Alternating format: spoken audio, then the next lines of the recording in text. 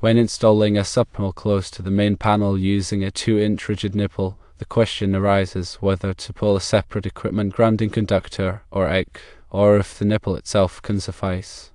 According to the National Electrical Code, a metal raceway such as a rigid nipple can be used as the equipment grounding conductor if it meets specific requirements. These requirements are primarily focused on ensuring a continuous and reliable electrical connection throughout the raceway system. A rigid nipple, when properly installed, inherently provides this continuous electrical connection between the main panel and the subpanel enclosures. This makes it a suitable equipment grounding conductor in this particular scenario.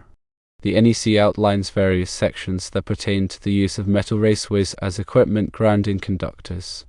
These sections detail the conditions under which metal raceways are permitted or required to be used for grounding purposes. Firstly, it is crucial to understand the definition of an equipment grounding conductor. The equipment grounding conductor is a conductive path that provides a low-impedance ground fault current path back to the source. This path is essential for facilitating the operation of overcurrent protection devices, such as circuit breakers or fuses, in the event of a ground fault. The equipment grounding conductor also serves to minimize the potential for electrical shock hazards by maintaining all exposed metal parts of electrical equipment at or near ground potential.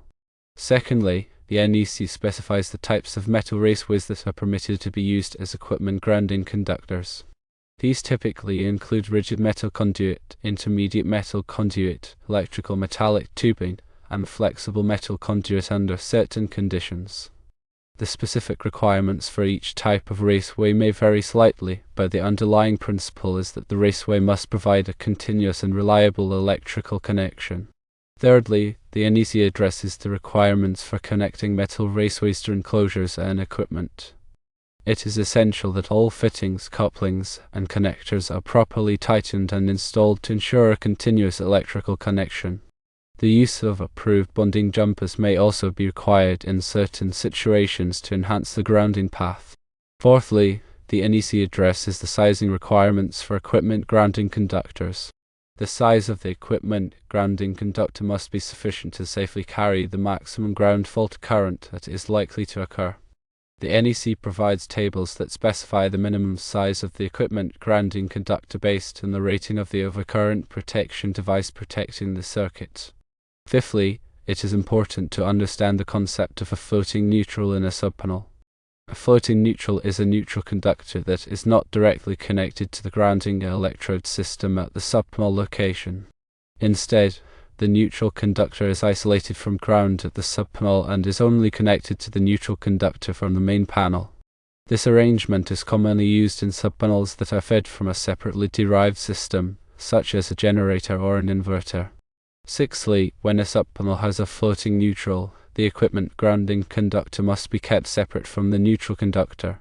The equipment grounding conductor should be connected to the grounding electrode system at the main panel, but it should not be connected to the neutral busbar in the subpanel.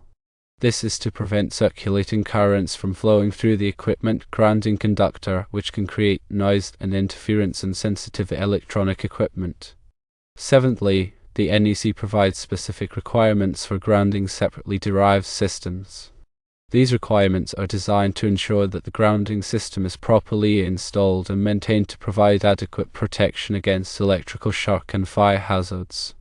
The NEC also addresses the use of ground fault protection for personnel in certain applications.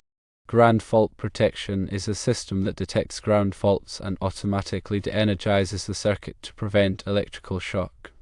Eighthly, the NEC addresses the requirements for grounding electrode systems. A grounding electrode system is a system of interconnected grounding electrodes that are used to establish a connection to the earth.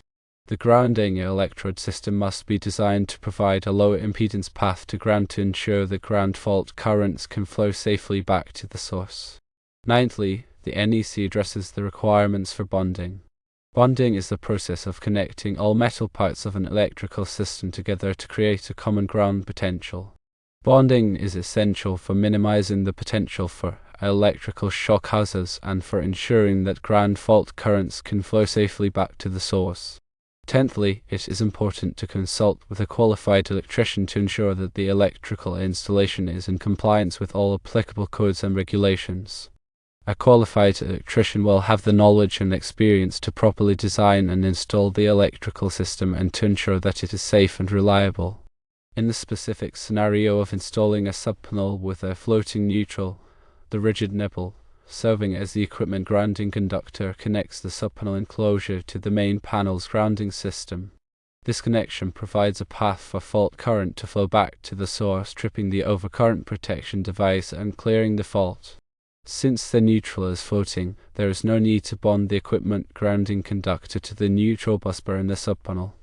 The equipment grounding conductor's connection to the main panel's grounding electrode system is sufficient.